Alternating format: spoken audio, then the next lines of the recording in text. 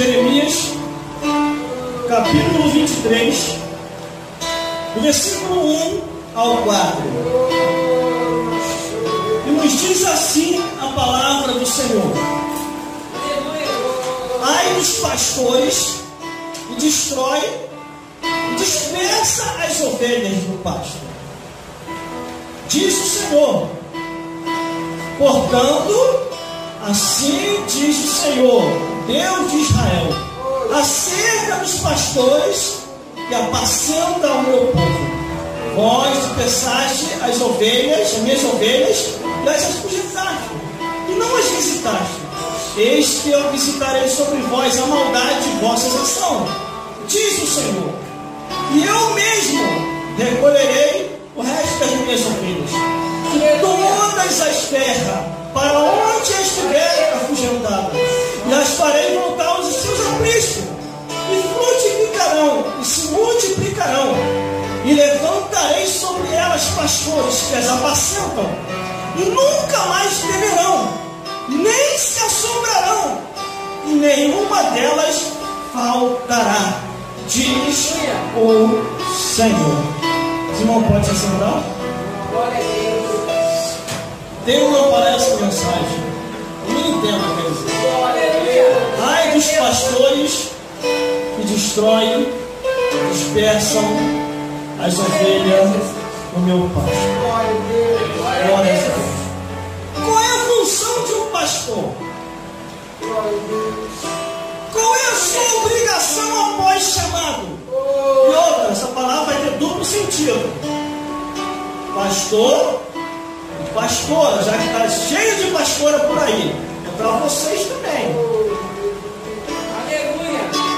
Glórias a Deus.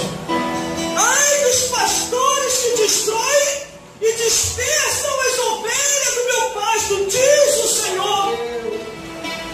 Quando Deus vocaciona o homem, é porque Ele confiou tal chamada, tal episcopado, tal cargo, tal ministério, desde o porteiro ao ministério, desde o corpo da igreja. A Bíblia diz lá em Efésios capítulo 4, versículo 11, que foi o próprio Deus que montou esse ministério. O ministério não é uma invenção do homem, igual muitos falsificadores andam falando por aí. O ministério foi fundado pelo Deus que fez o céu e a terra. E o ministério é composto de pastores, presbíteros, apóstolos, bispos, evangelistas, missionários, sacerdotes, profetas, atalaias, diáconos, obreiros, trabalhadores, músicos, levitas, administradores e doutores da casa do Senhor. Cada um com seu cargo eclesiástico, cada um na função em que foi chamado. Mas uma coisa eu tenho para vos dizer aqui hoje: há um peso de cobrança que fica sob o ombro do pastor. O pastor é o alvo principal na visão de Deus. E outra, não confunda você, que vai ver essa filmagem, dizendo que eu estou tocando os ungidos. Eu estou alertando os ungidos. Antes que a espada caia sobre teu olho direito, ou caia sobre a sua vida, porque está escrito: ai daquele que faz a obra do Senhor relaxadamente. A obra do Senhor relaxadamente, sabe o que é? É largar a obra de mão. Por isso que os olhos de Deus estão sobre ti, sacerdote, que tem que ensinar o povo entre o certo e errado.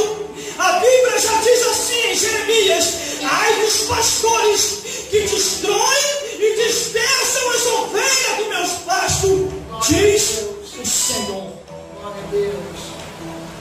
Glórias a Deus. Qual é a função e a obrigação do pastor? Pregar o Evangelho, Aleluia, Jesus. anunciar as boas novas, Glória a Deus. ser o primeiro a chegar na igreja e o último a sair. Mas hoje tem acontecido ao contrário. O pastor é o último a chegar e é o primeiro, antes do culto terminar, ele é o primeiro a sair. Glória a Deus. E tudo isso Deus está vendo. Glórias a Deus. Aí vem o versículo 2, portanto, assim diz o Deus de Israel, acerca dos pastores que apacentam o meu povo, vós dispersaste as minhas ovelhas, e as afugentaste, e não as visitaste, e eis que eu visitarei sobre vós a maldade de vossas ações, diz o Senhor. Glória a Deus. Você quer discernir Glória a Deus. qual é o pastor verdadeiro ou o pastor falso? Isso é fácil. Mateus, capítulo 15, versículo 18 ao 20. Glória a Deus. Aqui você vai ter um discernimento no que é esses tais pastores andam meditando. O mundo está no coração desses pastores. E segundo algumas pessoas falam, a pessoa só fala do que o coração está cheio. Isso aí é verdadeiramente verídico e é bíblico. Isso.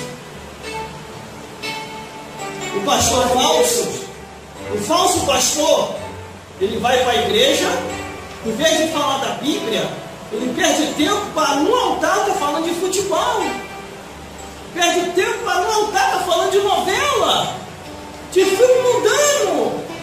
Ele tem o que fazer em casa, a não ser ficar se distraindo com o mundo. Porque a função do pastor é se ocupar com a oração, com a leitura da Bíblia, com os louvores, se ele for músico, com os instrumentos, trazer o melhor do louvor, receber as revelações e passar a edificação para o povo. Glória a Deus. Mas aquele que está com o mundo no coração, se cumpre sobre eles. Mateus capítulo 15, versículo 18 a 20. Mas o que sai da boca procede do coração, e isso contamina o homem, porque do coração procede os maus pensamentos, as mortes, os adultérios, a fornicação, a prostituição, o efeminismo, a imoralidade, a abominação, o incesto, a zoofilia, a feitiçaria, o homicídio, a avareza, a inveja, a blasfêmia, os furtos, os falsos testemunhos, as glutonarias, as bebedeiras e as heresias encobertas falsamente no meio da igreja. Glória a Deus. Irmão, que relatório grande, hein? Isso é só introdução, irmão. O relatório. Porque se eu fosse pegar tudo, precisaria de muito tempo para falar. Porque eu andei lendo a Bíblia e andei observando a preocupação dos apóstolos de Cristo. Os 11 apóstolos, 12 não, foi só 11. Porque o 12º, que era Judas Iscariote, só pensava em dinheiro, só pensava em vantagem. Estava ali com Jesus, mas o negócio dele era só vantagem.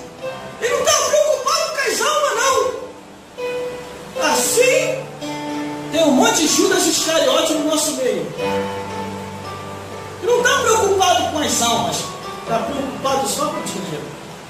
Mas a Bíblia diz que a pessoa só fala do que o coração está cheio. E Deus sonda a mente e o coração. Por isso que Deus está indignado com os pastores, porque não tem se ocupado com a obra, mas com as coisas do mundo. Glória a Deus. Glória a Deus. Não, irmão, tem que trabalhar, com certeza. Tem que trabalhar, porque a Bíblia diz: o suor do teu rosto tirarás o teu sustento. Mas a Bíblia não te autoriza a se mundanizar. Ser um profissional é uma coisa e ser mundano é outra. Profissional você estuda, termina o teu primeiro grau, segundo grau, faz a faculdade, vai ao nível superior. Está corretíssimo. Agora, se mundanizar é chegar aqui no altar e perder tempo. Falar de futebol,